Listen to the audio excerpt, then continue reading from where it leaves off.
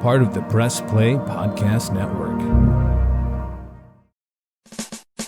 The 1-1 pitch. A swing and a drive to deep right. Away back. Goal! Hi, everybody, and welcome to the Guardians of the Land MLB podcast. I am your host, John Telich, and since we last talked to you a couple of weeks ago, certainly a whole bunch of things have happened. That wild waiver wire scenario where the Guardians became, quote unquote, the Guardian Angels, with those three guys coming from Anaheim to help bolster the team in the pitching department. We all know prior to that, 30 days or so ago, that the Guardians made those deals at the deadline, with three guys going away, primarily one of their starting pitchers in Aaron Savali. In the interim, Syndergaard came here and he left. A lot of stuff has kind of come and gone with the Guardians. And as we sit here right now, they're still within shouting distance of the Twins, but they really have to win two straight in the next two games against the Twins after a very rough Monday, Labor Day, at Progressive Field, where they lost by the count of 20-6. We're going to talk Guardians baseball and other things as well with Natalie Turk from Northeast Ohio Sports Insiders. Natalie, thanks very much for joining the show. Thank you so much for asking me to be on, John. Well, I really am very interested in your story. So maybe if we could just pry back a bit to the origins of your career writing sports, and then get into your association with Northeast Ohio Sports Insiders, and then obviously your coverage of the Guardians baseball team. Natalie, you wanted to be a political writer, didn't you? Yes. Many moons ago, when I graduated from college, I went to Malone College. Okay. I wanted to be the next Barbara Walters. I wanted it all. I wanted to work for the White House Press Corps. I was just very interested in politics. Then I realized politics is not fun. Politics is awful. And I am a sports girl through and through, always have been, huge fan, and then later in life, I just became a mom, and I became, did my regular life and got a corporate job. So I moved away from writing. And then I reached out to several organizations to think about some sports writing. And that's how I ended up with NEOSI and Matt Lodi, one of our beloved, former colleagues. Yep. Took me under his wing, and he gave me a shot, and the rest is history. So for probably about 10 years now, I've been sports writing, and we cover everything with NEOSI, and I do manage the site as well. So it's a lot of work. It's keeping up on, obviously, not just the Guardians, all the pro sports teams. You guys cover high school football. I see that. yes. Ohio State football. What else do you guys cover on the site there, Matt? So we have just decided to try to keep it as Matt had wanted it. And so we'll do just about any sports that, our writers want to go out and cover. So we do still work with Ohio Media School with interns. So the interns come in. We love to get them out to Northeast Ohio high school sports, ranging from volleyball to football to, whatever. We cover the Monsters, the Cavs, Browns, Guardians, the Charge, the Crew, you name it. We're going to do the wrestling this weekend at Rocket Mortgage Fieldhouse. Forgive me if I don't know what that is. Matt was a huge wrestling fan. He was. I don't know that much, but I know there's something big going on at Rocket Mortgage Fieldhouse this weekend with wrestling. So we dabble in a bit of everything. His goal, and what he spoke to me a lot about prior to his passing, was keeping NEOSI as a leader in Cleveland baseball coverage. So that's where I really try, like you said, it's hard. It's a lot of work to keep the website, but I try to get us, at least up there with the coverage with the Guardians at the same time as managing everything else, because that's something that he had a special connection with the baseball team. He really did, Natalie. Maybe let's keep it here just a second while we've touched and had his name mentioned a few times. And Matt Lodi was just an amazing person, uplifting kind of a guy, passed away, as you so beautifully noted in a column you wrote a year ago on the 29th of this month of September, when Matt lost his life in that courageous battle with cancer. And it was an open and out front battle. Because of social media, he was very much out there telling the world what he was going through. And boy, he really impressed so many people. I just absolutely love that guy all the way to the ends of the earth. And he had such a love for the baseball team, the Indians, and of course the Guardians. And that's where you would see him, right, Natalie? I mean, he'd be at the ballpark while he was still going through the throes of this incredible anguish, the body getting wrecked by a disease. But there he was at the ballpark. What a baller, huh? What a guy. Yes. And like you said, you wouldn't even know. He would never let you know how he was. At least the way I felt, and I saw him interacting, he would always be more concerned about. I live in Kent, which he called out in the country, and it's such a far drive to the ballpark. So he'd always be concerned that I had to drive that far and that, I could stay with him and his wife if I needed to after the game, and ask me how I was feeling. And he was always, as you know, just so much more concerned about how others were feeling while he was going through such a tremendous physical battle with his health. So that to me is just such an outstanding trait to have. And his faith was first and foremost in that. And he did use social media to not only talk about baseball and other sports, but to share his journey, which I think is so important. And everyone that I bring on to NEOSI, I try to give them the story of what we're about. As you said, I wrote the column because it's not about anything else but keeping Matt's legacy alive, because I know how much it meant to him. And I want everyone who joins and writes with us to understand, even if they never got to meet him, who he was and why we are keeping this going. Because I watched it just kind of sit idle after his passing, and it kind of bothered me. So I wanted to revamp it and keep it going. And it's a way to pay it forward. That's what I'll leave it as. I really want to give back to interns. We have retired gentlemen who love to write, and that's just all they want to do. Or, and like I said, if I see the smile on someone's face when they get to cover a Guardians game in the press box for the first time, or be on the crew, the pitch, I thought it was called a field. I'm not a soccer girl either, but they're down there and they're shooting a photographer. Or we were at the Hall of Fame game this year, and to see these people getting their dream, and that's what Matt did. So we're keeping his memory alive by giving the people a chance to have their dreams still,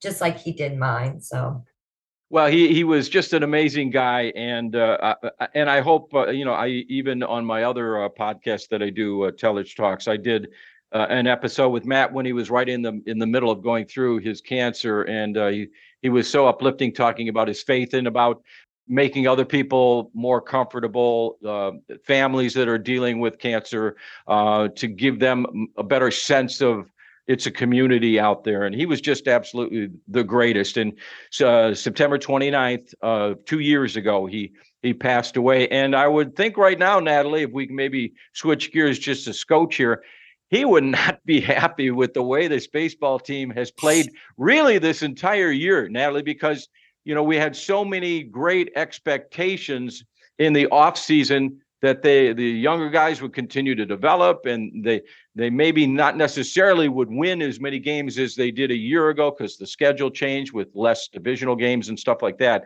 But what were your expectations back in the late March when this whole thing started for 2023?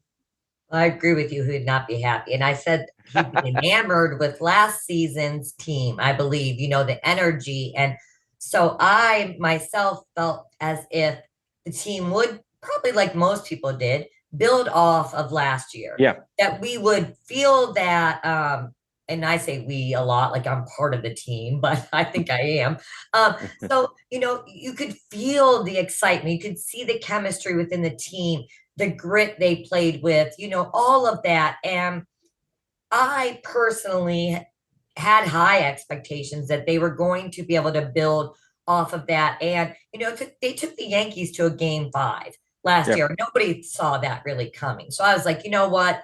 This is going to be a great season. They have some postseason experience under their belt. There's nowhere to go but up from here. Well, I did start to just feel a lack of that excitement that we saw and the way they gelled and how things were playing. Not so much a talent wise as well, and some injuries, of course, to pitching and whatnot. But I've really noticed that the team doesn't feel the same to me. I don't get that energy watching them, being around them or whatnot as I did last year. Yeah, it really does seem like a different vibe. And I guess maybe, as you pointed out, a lot of us were just assuming there would be an upward ascension of the growth of some of the players. But you alluded to the injuries, and if we can go back to that, I mean, it's just absolutely amazing the amount of starts that they have missed from their starting rotation. You go to Tristan, obviously Bieber, to update those guys. They're throwing live pitching against batters in the next week or two, and maybe by the 20th of September they'll be back. But that really takes a big bit of impetus away from your team, doesn't it? When you don't have guys that are at the top of your rotation.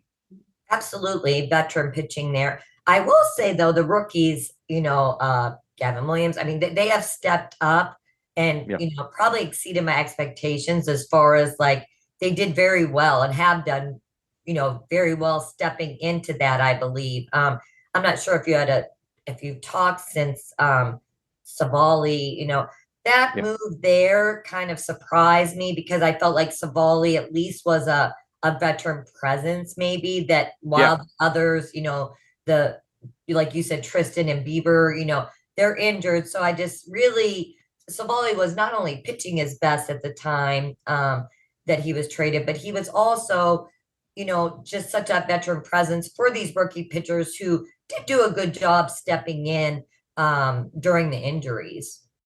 Yeah, they really did. It was kind of a weird feeling when the trade deadline came and they made those 3 deals: Josh Bell, Rosario, and then Savali. And getting back to your point about Savali, I had a kind of a sneaking suspicion that potentially he could get dealt because it just seemed like, he had bouts where he was not pitching every 5th day, and he had some, a situation where he did spend time on the injury list, if you will. And it in my mind, it just seemed like they were okay. He's strung a bunch of good starts together. If someone's willing to take him and can get something in return, that's what they did.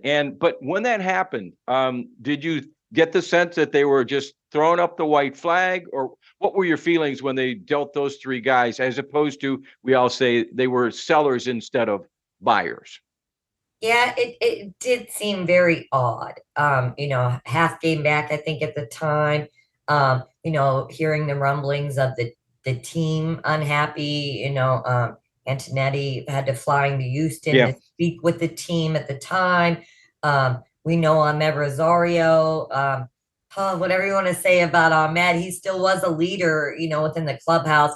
The team, really liked Ahmed, and defensively, whatever, he was still part of the team. I know the fan base is torn, and whatever their support of him or not, but I think that the moves that were made then, I think really already impacted a shaky team chemistry, and I think that has definitely hurt just our chances because we've seen the decline of what has happened. And I think it's more about, within the clubhouse and within the team, just kind of like, wow, we're a game or a half game out, and our best pitcher is going right now, Ahmed, going. And then you see Josh Bell, yes, he was not producing as expected. You see glimpses of them producing after they leave. I'll be on Twitter seeing Josh Bell just knocking it out of the park. And I'm like, hello, where were you whenever we needed that? But I think that tends to be kind of like a running theme with Cleveland players. Like, we'll have them and then they just go on. I thought about writing a column, but it'd probably take me 2-3 weeks to do it about, everyone who's just moved on or has left here and how they, went on to teams to, produce better. So a long-winded answer to that, but I do think that it definitely impacted the team. And like I said, shown by, they were in Houston, they had to hold a team meeting right there. So I think it definitely impacted. Yeah, a lot of things have happened since then. Of course, after the deadline deals happen, then they're kind of just scuffling along. But then also the Twins were kind of scuffling as well. So either they didn't fall into a giant hole and never be able to climb out. It always seemed like it was 4 to 5 games or what have you, and then you had the whole Tito about a week and a half, 2 weeks ago or so, coming out and saying in a very veiled way, it was weird to kind of read the tea leaves. And, it sure sounds like this could be the end for him. I don't want to never say never and all those types of things. And there were even people surmising, if you will, Natalie, that, he was upset that they didn't do anything. And so, I think people that read that into it, he probably wasn't super upset. And I don't think the fact that they went out and got these waiver guys, these guardian angels, brought him back to square one. I just think it was like a natural order of how things kind of went. How did you read the whole Tito wanting to step away? Just a compilation of all his injuries and it's time? Yes, I agree with you. I think people read maybe too far into it, just my opinion, that it's, because of the trades or whatnot. Because I have, watched him personally, just seeing him coming into the interview rooms or seeing him move around. I mean, he's a trooper. He has been through some serious, physical pain, surgeries, different things he's battled the last few years. And, he talks openly when about, he doesn't like to talk about himself much, but he does let us know, you can tell it's taking a toll on him. And I believe that he struggles to probably just as many athletes do or coaches do to hang it up, after such a long time. But I do think it's not as deep as people are looking into, oh, he's upset with the front office or the ownership I really just truly believe that this has taken a toll on him. It's grueling. It is so grueling. And I don't think people can even understand it. I can't quite understand. I feel like it's grueling for me and I don't manage the team. I just cover it and I'm like exhausted. So I believe that, it's just definitely just time if he does. And it does sound like that's what he's saying. I don't think he wanted to make an announcement during the season or anything. It seemed like he would not want to take away from the players or the schedule. And if he does make that announcement, which I feel like he would, it would be after the season is over. Yeah, I think that's a good way of putting it. I think you summed it up perfectly. And folks, we are on with Natalie Turk from Northeast Ohio Sports Insiders, outstanding website. And she's been sports writing for some time now, and great to have her in the general media here in Northeast Ohio. I'm going to take a short break here on the Press Play Podcast Network and be back with Natalie Turk. We'll see you guys in a minute or so. What's up, everyone? I'm Holly Wetzel. And I'm Tybus Powell. And we are your hosts of The Orange is Oranger, a Cleveland Browns podcast on the Press Play Podcast Network. We give you all the dog pound coverage that you'll need to get you through the regular season, hopeful postseason, and I'd say off-season, Tybus, but is there really ever an off-season for this team? Thankfully for our podcast, Holly, there really never is when it comes to the Cleveland Browns. Don't miss our breakdown of each week's matchup, game recaps, and any and all news out of Berea to feed your Browns appetite. As we know, Holly, dogs gotta eat. Yes, they do. So hit that subscribe button and never miss an episode of the Orange is Oranger, Cleveland Browns podcast on the Press Play Podcast Network. Hey everybody, it's Sam Amico from Cavs on the Break NBA podcast. Be sure to give us a listen for all your Cleveland Cavaliers recaps, analysis, breakdowns, draft talk, free agency. The list goes on and on. Give us a listen, Cavs on the Break NBA podcast.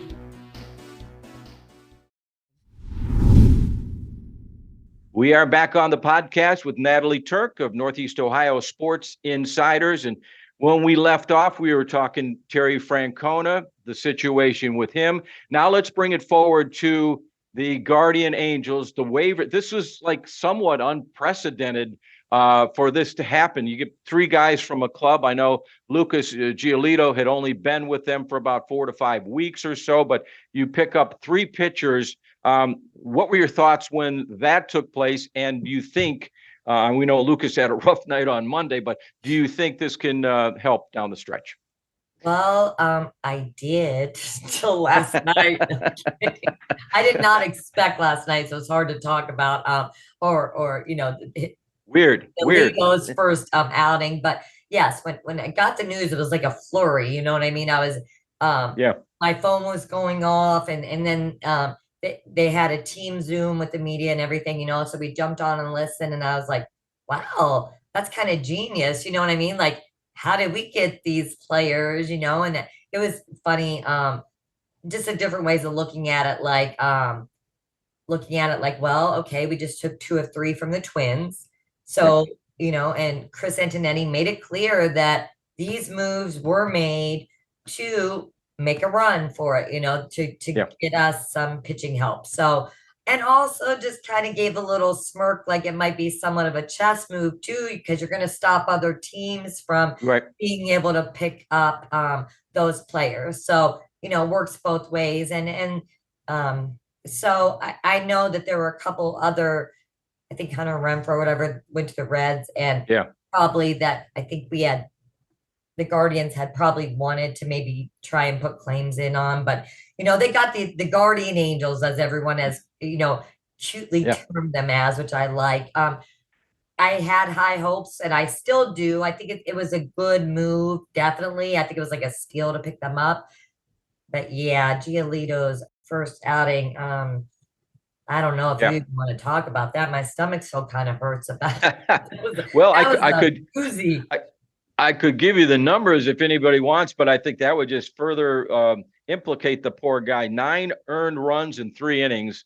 I mean, that pretty much says it all. But we should say that prior to yesterday, to the Monday game, his ERA was like 4.45. He was 7-11. He was the convenience store record for the year. So certainly not. But he's coming. And so, of course, were Matt Moore and Lopez coming to a franchise that knows what to do, maybe to save people, or they know how to develop the kids who, like young players like Bieber, things of that nature, who can become all-stars. Absolutely. So he's in a good place for that. And I think Giolito himself called his first outing a nightmare. So I'm sure that he will reflect upon that. And you're right. He's within the organization, Carl Willis. I mean, they have every opportunity to work with them.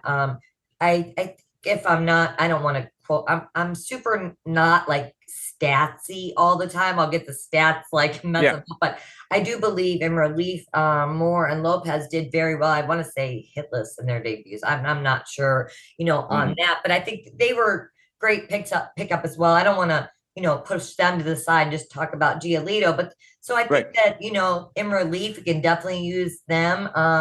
And let's just look, I always look at it this way, and it's hard to, but a win is a win and a loss is a loss. So yes, I mean, it was 20-6, and that's bad. I'm sure it doesn't feel good, but it was a loss. Today's a new day. And, we have today and tomorrow are the next 2 games with the Twins. So I think 24 games left altogether. So that's gonna, I don't know if we're mathematically where we sit in that, looking ahead at the division, if we needed that sweep, or we can go ahead with 2 and 3 and hope that the Twins kind of crumble, but. Right.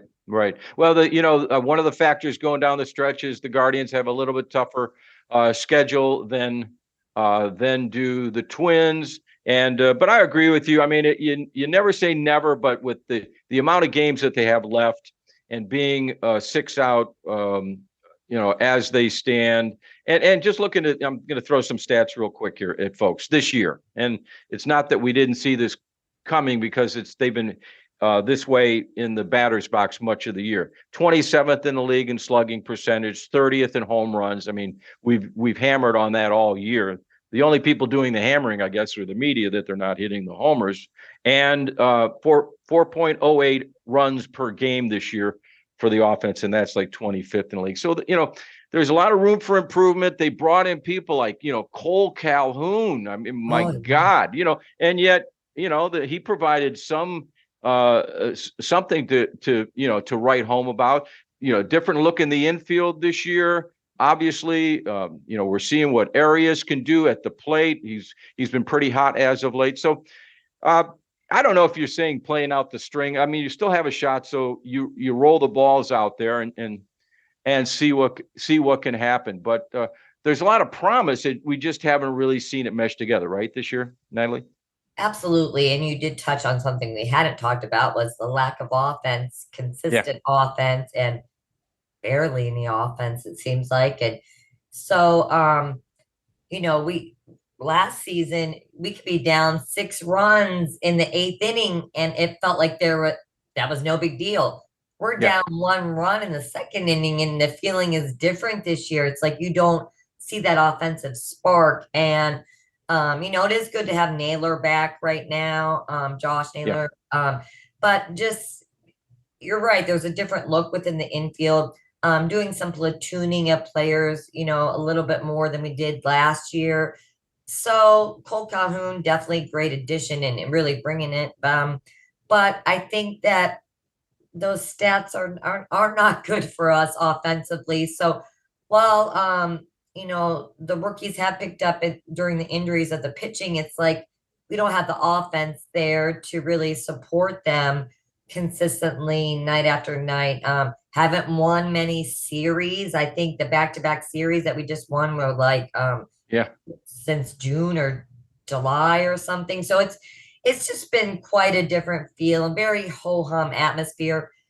What surprised me is, though, we've had a lot more sellout crowds this year at Progressive Field, which I was like tweeting. I like to tweet a lot, and I was yelling last year. I'm like, where is everyone? Like, we had such a great team last year, but they're really the fans are turning out this year, which is a good thing to support the team. Just wish that we could have a little bit more offense. And look, I'm not big on the home runs. It's okay if we don't get that, but we need to string some hits together for sure. Yeah, they definitely do, and it just seemed like there was so much magic a year ago, and that's missing this year. But to your point about the attendance, do you think it's some of it is baseball games are inherently shorter now, so people know they're not going to be there for 3+ hours. They can enjoy that. That month long $49 standing room, that's kind of a cool thing. And then seeing different teams, because Natalie, we're not seeing the Royals for 1,000 times a year and the Twins and all that sort of stuff. You're getting a chance to see some teams come into Progressive Field that you don't otherwise see. Is that part of it, do you think? Absolutely. I think you touched on all 3 things. I would say the ballpark pass was genius. That's wonderful. People can pop in the 3rd inning if they want, and just kind of, it's $49.99, I think, or whatever, and you just do it up every month. And then it's baseball. I'll tell you, I'm like a traditionalist with it. So I was angry at this pitch clock. I was like, no way. Don't ruin my baseball with this pitch clock thing.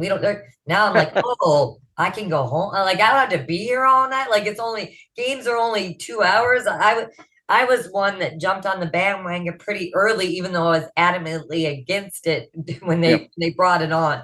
So to your point, yes, I think people, even that are traveling, maybe up from Columbus, they can still make it to a game and get home in a decent hour, or, so I think that's part of it. The ballpark pass, and definitely playing, teams that we don't get to see a lot necessarily, with opening up some of the interleague play. So I am very glad to see the crowds, though, because You think of those 90s teams and the Yeah. things in the crowds. And last year was disappointing when I would look out to see 12,000 fans in September. Like, what are you guys doing? So this year is definitely a better feel for the fans. And I hope that continues on, next season as well. Do you think is Bo Naylor a keeper, or do you think he needed to spend more time in the minors? What are your impressions of the younger brother of Mr. Josh Naylor? Um, I do think he's a keeper for sure. Okay. I think that possibly, yes, if I would have to give my opinion, he wasn't quite ready to make the jump into the majors. I think that the organization knew that, so they were probably trying to hold off on having to bring him up, Yeah. until we could. But then, of course, with it not working out with Suninu, I think that Bo just had to come up a little bit quicker than they would have probably liked, that the Yeah. organization would have probably liked to bring him up. So I think, he's under one of the best, Sandy Alomar, can work with Bo. I think it's great that his brother's there to help with him. And I think he doesn't lack confidence. So Yeah. it's just going to be the fact of him, he's going to have to learn at the major league level a little bit, make some mistakes, which he has. But, he seems to have a more mature look at it. So he's not knocked down as much as some of the, if he has some pass balls, or if he's not covering Yeah. the plate as well or not getting somebody out at second, he's able to shake it off. So I think he'll do well. But I do think he was brought up a little early, but not sure that they have much of a choice at that point with Suninu. So Yeah, I would agree with you there. I think there is something there, and again, still a small sample size, so it's difficult to just form a lasting impression and say that, oh, got to keep them, or let that kind of play itself out. But all in all, this year has been one where I think organizationally, they're looking back, trying to be more creative in doing things. I'll give them that they went out at the waiver wire and got those three guys. I know everybody harps on the Dolans and money, and it did cost them money, but I think the biggest impetus for them being able to do what they did was, while it cost money, it didn't cost developmental kids that they have in their system. And I think in recent years, they've done a better and better job of going out and cultivating their scouting department and bringing talent in and then bringing them to the major league level. It's just been a kind of a crazy year. You look over at the Orioles, not that long ago, woe is me, the Orioles. And now, I'm looking at here they're at 86 and 51, just having a spectacular year. And you expected the Guardians to be better than what they are, but that it could just be a bit of a lull before they ascend. And they're a little bit more of a team that you worry about, as it were. Let's get back to Matt for a couple of questions, if I can, and then I think I could bring our interview to a halt, as it were. Matt Lodi he loved his baseball. I mean, how many times did you hear from him about his love of baseball and how much he enjoyed going to Progressive Field? Obviously, especially in the last couple of years of his life when it was so difficult to do so. Probably, well, maybe not daily because he didn't feel as well, but we would communicate through text a lot. Him giving me story ideas and he helping me, and then we just start talking about the team. And as his health declined, he was still, making it into the press box, where it was always great to see him there. It's the love he had for baseball. I don't know if it's a step under the love he had for wrestling and The Rock, and that those were things. But Cleveland baseball, he always let me know that was a special, just a special with the Indians and the Guardians. It was just a very special feeling for him, and his favorite, I think, sport. I don't want to speak for him, but to cover, because he mentioned it so many times to me. And that's exactly what, where he wanted to be was at the ballpark. And last year, on September 29th. His wife, and I are in communications at times, and she had read my column and we're Facebook friends, and she asked to come there because she knew that Matt, that was her love. And she's so cute. She said, I don't really like sports. And I thought, how is that possible if you were married to Matt Lody? And she giggled so much and she goes, I just wasn't a super huge baseball fan. But she wanted to come to the press box and talk to a few people and see, the team did very well in putting his seat 38, I believe, in memory of him. So I'm glad that she was able to kind of see his love of baseball. She came with some family, sat in the stands, and so she as well knew that love, but maybe wasn't always quite into it as much. But so I'm glad that he's memorialized there in the press box, which is a great thing. And yeah, I think that shows his love completely of baseball right there in a nutshell. I think it really does. I think you summed it up perfectly. And I would suggest to our folks that are listening here on the Press Play Podcast Network to this Guardians-centric pod, know that when you go to Northeast Ohio Sports Insiders to get their baseball coverage and also the coverage of all the other teams that they cover, not just here, but downstate and what have you, that you're getting a little piece of what Matt Lody was all about. The people that work there, you most specifically honor the tradition that he helped found with that website, and you show your respect for what he was all about. And I think so if our listeners want to hop on your website, know that when you're there, you're not just reading Natalie Turk, you're not just reading some of the other writers, you're paying a little homage, if you will, to the legend and the general good-heartedness that was Matt Lody. Absolutely. You said that great, John. Thank you, because that's exactly what we want. Well, and maybe that's how I should end the interview. In the memory of Matt Lody, thank you very much to Natalie Turk. You continued success to you as you manage the website, as you cover Guardians baseball. And I think one of these days the young team will make their way and have a better showing at the field. But for right now, they're kind of scuffling, and we'll see how things go. But again, thanks for being on with me today, and I look forward hopefully chatting with you down the road. Thank you so much, John. Have a great day. You too. Thank you.